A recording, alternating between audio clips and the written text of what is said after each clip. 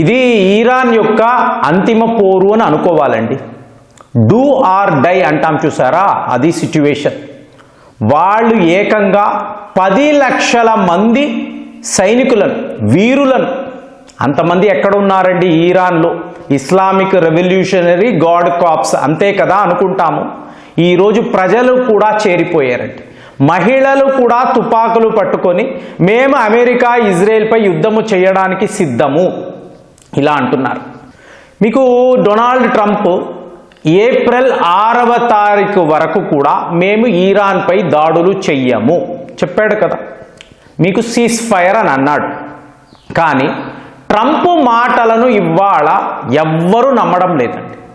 వాళ్ళ ప్రజలే ఈరోజు అమెరికాలో ఏం జరుగుతుందో మీరు ఒక్కసారి, మీకు ఎన్ఆర్ఐ మిత్రులు ఉంటారు, మీరు గమనించండి. 64% ట్రంప్ యొక్క యుద్ధాన్ని అమెరికన్స్ వ్యతిరేకిస్తున్నారు. ఇది అనవసరం, ముందు ట్రంప్పై చర్యలు తీసుకోండి, ఇది ఇవాళ అమెరికన్స్ కోరుకుంటున్నారు. మరి నవంబర్లో మిడ్ టర్మ్ పోల్స్ వస్తాయి. మరి ఇతను గెలుస్తాడా ఓడిపోతాడా, మీ అంచనాలు ఎలా ఉన్నాయి ఆలోచించి కామెంట్స్లో రాయండి. కానీ వ్యవహారం మాత్రం ఏమిటి అంటే ఏప్రిల్ 6వ తారీఖు దాకా కూడా ఈరాన్లో ఉండే ఈ ఎనర్జీ సెక్టార్పై, ఎనర్జీ ప్లాంట్స్పై మేము దాడులు చెయ్యము. వీడు చెయ్యడండి, మరి ఇజ్రాయెల్ వాళ్ళు చేస్తున్నారు కదా. ఇదే ప్రశ్న ట్రంప్ని అడిగితే అమెరికా ప్రభుత్వం తరఫు నుంచి నేను చెయ్యడం లేదు, అసలు ఈ యుద్ధమే ఇజ్రాయెల్ కోసమే కదా చేస్తున్నావు, నీ యుద్ధమే వాళ్ళ కోసమే కదండి, మరి ఇజ్రాయెల్ వాళ్ళు దాడులు చేస్తున్నారంటే వాళ్ళని వెళ్ళి అడగండి అంటాడు. ఏమైనా న్యాయం ఉందా అసలు ఇతని మాటల్లో? మీకు ఏమైనా అర్థం ఉందా అండి? నువ్వు యుద్ధమేమో ఇజ్రాయెల్ కోసమో చేస్తావు, సడన్గా నేను యుద్ధాన్ని ఆపేసేను అంటావు. ఇజ్రాయెల్ వాళ్ళేమో ఈరాన్పై ఇంత భీకరమైన దాడులు చేస్తూ ఉంటే నాకు దానికి సంబంధమే లేదు అంటావు. అసలు ఇదంతా నమ్మేలా ఉందా? కానీ ఇలా ఎంతకాలము నువ్వు అమెరికా ప్రజలను, ప్రపంచాన్ని, ఇవాళ మీరు శ్రీలంక పరిస్థితి చూడండి ఫ్రెండ్స్, మీకు సివిల్ వార్ అండి. పెట్రోల్ బంక్స్ దగ్గర ప్రజలు కొట్టుకుంటున్నారు. మీకు ఆ ఎకనామిక్ క్రైసిస్ ఎలా ఉంది అంటే వాళ్ళు పూర్తిగా టూరిజం మీద ఆధారపడతారండి, టూరిజం లేదు. అలాగే వాళ్ళ యొక్క టీ తోటలు, ప్లాంటేషన్స్ ఎంత ఫేమస్, ఎక్కడ ఏ పనులు, ఎందుకు బండి నడపడానికి మీకు ఆయిల్స్ అనేవి లేవు. టోటల్ దేశమే స్తంభించిపోయి ఉంది. వియత్నాం పరిస్థితి ఏమిటండి, వాళ్ళు 0 ట్యాక్స్ ఆన్ ఆయిల్స్ అని అంటున్నారు, అయినా కూడా చమురే దొరకడం లేదు. ధరలను తగ్గించడానికి ఇన్ని రకాల ప్రయత్నాలు, ఎక్కడో మీకు 1-2 పెట్రోల్ బంక్స్ అంటే మీకు 100 మంది లైన్లో ఉంటున్నారు. ఇలాంటి పరిస్థితిని క్రియేట్ చేసి నువ్వు ఏం సాధిస్తావు? ఇప్పుడు ఈరాన్ ఎట్టి పరిస్థితిలో యుద్ధాన్ని గెలవలేరు కదండి, గెలిచే అవకాశం ఉందా? లేదు కదా. అయినా కూడా నువ్వు వాడితో మాట్లాడి ఒక సొల్యూషన్కి రావాలి కదా. ఇంకా ఇంకా ఇంకా అంటే వాళ్ళు ఏం చేస్తున్నారు ఫ్రెండ్స్? సింపుల్ అండి, మీరు ఈరాన్ మీద దాడులు చేస్తే వాళ్ళు నేరుగా వెళ్ళి గల్ఫ్ దేశాల మీద దాడులు. నిన్నటికి నిన్న వచ్చిన వార్త, సౌదీ అరేబియాలో ఉండే ప్రిన్స్ సుల్తాన్ ఎయిర్ బేస్ మీద మళ్ళీ దాడులు చేశారు. కానీ చూడండి, గల్ఫ్ దేశాలు అమెరికాను, ఇజ్రాయెల్ని అడగాలి కదండి, వాళ్ళ వైపు నుంచే కదా యుద్ధం. ఈరాన్ యుద్ధం కోరుకోలేదు కదా. అలాంటిది వీళ్ళు ఎవరూ కూడా అమెరికాను, ఇజ్రాయెల్ని ప్రశ్నించకుండా మేము ఈరాన్పై యుద్ధము చేస్తాము, వాళ్ళు చాలా దారుణాలు చేస్తున్నారు అంటే ఎంత ఘోరంగా ఉంది. సో ఇప్పుడు మళ్ళీ డొనాల్డ్ ట్రంప్ భారత్ వైపు, మోదీ గారు మీరు చాలా గ్రేట్ ఫ్రెండ్ అండి, మీరు యుద్ధములో చాలా కీలకమైన పాత్ర వై మళ్ళీ నిన్నటికి నిన్న ఇవి మాటలు, నీ గొడవే వద్దురా, అసలు నీతో సావాసమే వద్దు అని చెప్పి మనం క్లియర్గా చెప్పేస్తున్నాం. ఎందుకు అంటే మీకు ఎటువంటి చిత్తశుద్ధి లేదండి. ఇవాళ ఒక మాట, రేపు ఒక మాట, ఇవాళ ఒక అగ్రిమెంట్ అంటాడు, రేపు ఇంకో ఏదో చేస్తాడు. మరి ఇతను మతి స్థిమితము కోల్పోయి ఉన్నాడా? ఇలాంటి ఒక పిచ్చివాడి చేతిలో దేశాన్ని పెట్టారా? చాలా డౌట్స్ వస్తున్నాయి. కానీ ఈరాన్ యొక్క ఫారిన్ మినిస్టర్ మాత్రము ట్రంప్ చెప్పే ఏ మాటను మేము నమ్మము, ఈ యుద్ధం ఇలాగే కొనసాగుతుంది. 2 కండిషన్స్. 2 కండిషన్స్ ఏమిటి? ఒకటి, మాపై శాంక్షన్స్ అనేవి తీసేయండి. రెండవది, ఇంత నష్టాన్ని కలిగించారు కదా మా ప్రజలకు, దానికి కాంపన్సేషన్ ఇవ్వండి. ఈ 2 పనులు చేస్తేనే ఈ యుద్ధం ఆగుతుంది.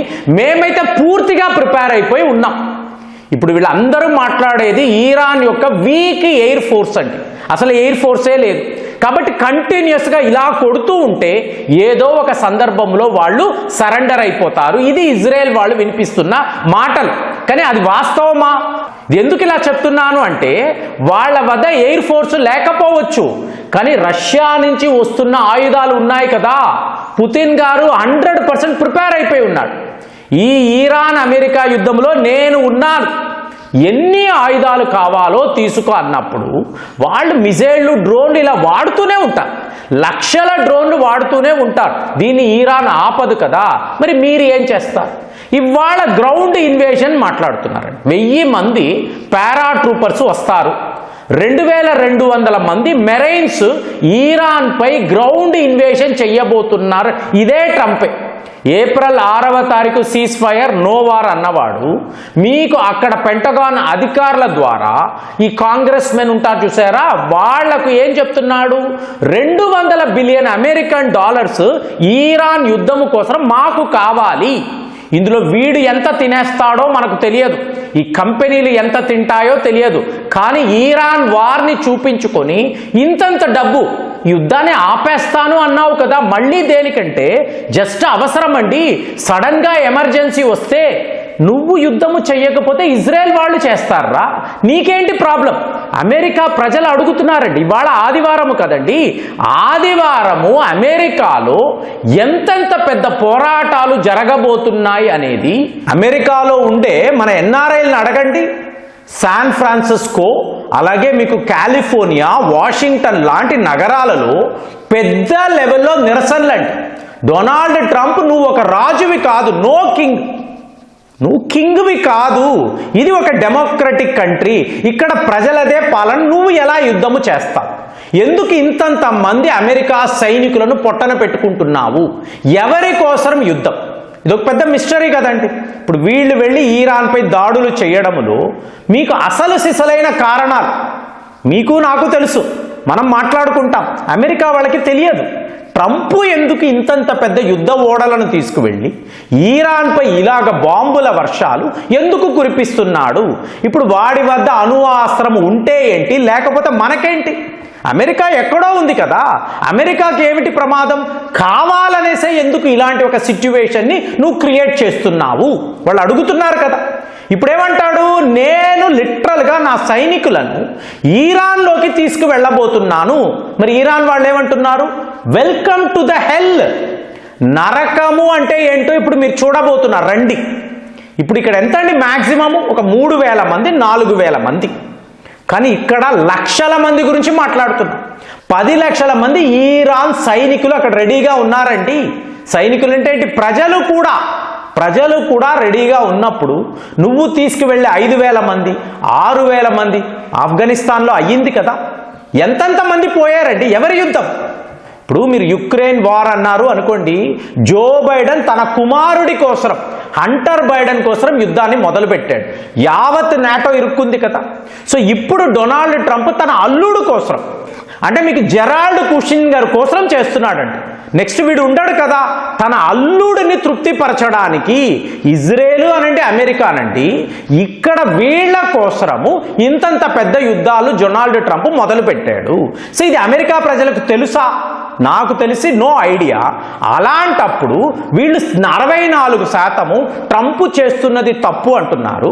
అక్కడ ఈరాన్ వాళ్ళు రెడీగా ఉన్నారంటే ఈ బలి పశువులు, అమెరికా సైనికులు ఇలా బలి పశువుల్లా మారిపోయి ప్రాణాలు పోగొట్టుకుంటారు అంటే వీళ్ళు, అంటే ఇలాంటి నాయకులు తీసుకునే నిర్ణయాలు ఆ దేశం మీద ఎలాంటి ప్రభావాన్ని చూపిస్తుంది? మీకేమనిపిస్తుంది? కామెంట్స్లో రాయండి. మళ్ళీ వచ్చే వీడియోలో కలుద్దాం. జై హింద్.